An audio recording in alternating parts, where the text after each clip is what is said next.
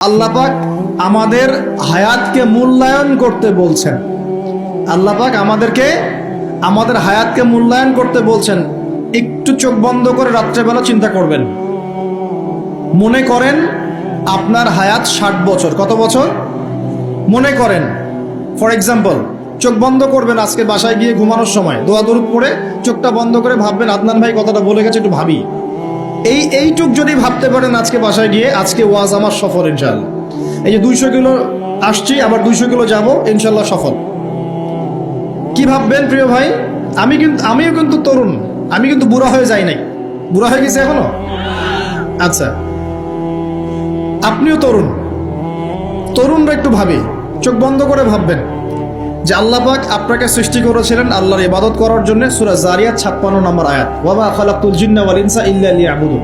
1 2 আল্লাহ পাক আপনাকে সৃষ্টি করেছিলেন যাতে করে আল্লাহর দ্বীনটাকে আপনি আল্লাহর জমিনে প্রচার করেন, প্রসার করেন, প্রতিষ্ঠা লাভ করেন। এই দুইটা আপনার কাজ ছিল। এখন আপনার বয়স হয়ে গেছে 30 বা 25, ধরে নেন যে আপনার হায়াত 60 বছর।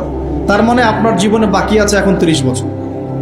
এই যে 30 বছর আপনি নষ্ট করেছেন বা চলে গেছে, চোখ বন্ধ করে চিন্তা করবেন এই 30 বছরে কত ওয়াক্ত নামাজ পড়েছেন, কতদিন রোজা রেখেছেন, এই 30 বছরে 30টা আয়াত আপনি পড়েছেন কিনা, এই 30 বছরে 30টা সূরা আপনি শিখেছেন কিনা, 30 বছরে আপনি 30টা ইসলামিক বই পড়েছেন কিনা, আপনি নবীর 30টা হাদিস পড়েছেন কিনা, 30 দিন জামাতের সাথে নামাজ পড়েছেন কিনা, 30 দিন দ্বীনের দাওয়াত দিয়েছেন কিনা, 30টা দিন দান সদকা করেছেন কিনা। আমি খুব বেসিক কথা বলছি, আমি বলিনি আপনি 30 দিন 30টা যুদ্ধ করেছেন কিনা, এই কথা বলিনি। আমি আপনাকে বেসিক কথা বলছি, একদম বেসিক প্রাইমারি কথা। আপনি 30 দিন নামাজ পড়েছেন কিনা, 30টা রোজা ঠিক মতো রাখছেন কিনা, আপনি কি 30 বার মেয়েকে দেখে চোখ নামাতে পেরেছেন কিনা, আপনি কি 30টা সূরা শিখেছেন কিনা, 30 বার আপনি কি রাসূলের জীবনী পড়েছেন কিনা, তার হাদিস পড়েছেন কিনা, আপনি কি নবী সাল্লাল্লাহু আলাইহি ওয়াসাল্লামের স্ত্রীদের নাম জানেন কিনা, তার জীবনী জানেন কিনা, আকীদা কি জিনিস আপনি জানেন কিনা, 30টা মাসলা মাসাইল আপনি বোঝেন কিনা। আপনি চিন্তা করবেন আজকে। এই একটা চিন্তা আপনার জীবনটাকে বদলে ফেলবে ইনশাআল্লাহ। এই একটা চিন্তাই যথেষ্ট আপনার জীবনকে বদলে ফেলার জন্য। এই চিন্তাটা আরেকভাবে করবেন। এটা ভাবার পরে আপনি চোখটা খুলবেন, চোখটা খুলে সাদা কাগজ নিয়ে বসবেন, উঠে বসবেন, বসে আপনি লিখবেন। এই যুবক ভাই শোনেন, বসে আপনি লিখবেন। কি লিখবেন? আপনি লিখবেন এই 30 বছরে আপনি কতগুলো গুনাহ করেছেন, মনে পড়ে কি কি। হয়তোবা, আমি দোয়া করি যেন এমনটা না হয়, তবে হয়তোবা আপনি খুঁজে পাবেন এই 30 বছরে আপনি বেনামাজি ছিলেন।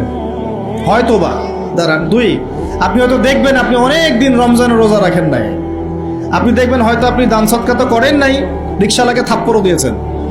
আপনি হয়তো দেখবেন যে হলে সিট বুকিং এর জন্য হকি স্টিক নিয়ে মারামারি করেছেন। আপনি হয়তো দেখবেন যে 30 বছরে 30টা মেয়ের সাথে সম্পর্ক করা শেষ। আপনি হয়তো দেখবেন যে আপনি অলরেডি পতিতলায় ভিজিট করে চলে আসছেন। আপনি 30 দিন, এই 30 বছরে 30 বার কমপক্ষে এই মাদকের আসরে বসেছিলেন, এবং 30 বছরের বহু সময় আপনি অনলাইনে নষ্ট করেছেন, পর্নোগ্রাফি দেখে নষ্ট করেছেন, গোপনে পাপ করেছেন, হ্যাঁ, আরো অনেক কিছুই করেছেন। আপনি হয়তো এটা খুঁজে পাবেন। মিথ্যা বলেছেন, প্রতারণা করেছেন, মাপে কম দিয়েছেন, অন্যের উপর অত্যাচার করেছেন। আপনি আপনার যৌবনকে কাজে লাগিয়ে, এই শক্তিটাকে কাজে লাগিয়ে আপনি ইসলামের বিরুদ্ধাচরণ করেছেন, হয়তো এটাও পাবেন। এই একটা চিন্তা যদি করতে পারেন, এখন আপনার সামনে এখন রাস্তা দুটা।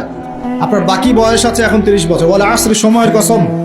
আপনার সময়, আপনার জীবনের সময়টাকে মূল্যায়ন করতে হবে। সময়ের কসম, হয় যদি আমার 30 বছর বাকি থাকে, এখন এই বাকি যে আছে কিনা আমিও জানি না, কেউ জানে? অনিশ্চিত পরীক্ষার হল, কেউ জানে না খাতা কখন কেড়ে নেওয়া হবে। আর এটা কারাগারের জীবন, মানে কারাগারে বসে কেউ নিজের মন গড়া পদ্ধতিতে চলতে পারে না, যেরকম রুটিন সেরকম চলতে হয়। কারাগারের জীবনে বসেই আপনি সুদ খাচ্ছেন, কারাগারে বসেই ঘুষ খাচ্ছেন, কারাগারে বসেই জেনা করছেন, কারাগারে বসেই বেনামাজি থাকছেন, কারাগারে বসেই হোয়াটসঅ্যাপে মেসেঞ্জারে মেয়েদের সাথে প্রেম করছেন, কারাগারে বসে। এটা কারাগারের জীবন।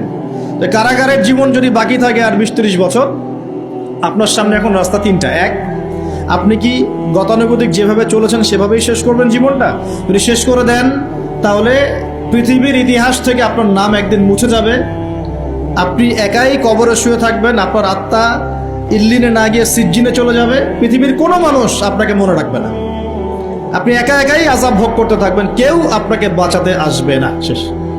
এবং এই আযাব একবার শুরু হলে কোনোদিনও শেষ হবে না, কোনোদিনও না, কবরেও, হাসরেও, বারজাখেও এবং আপনার জাহান্নামেও।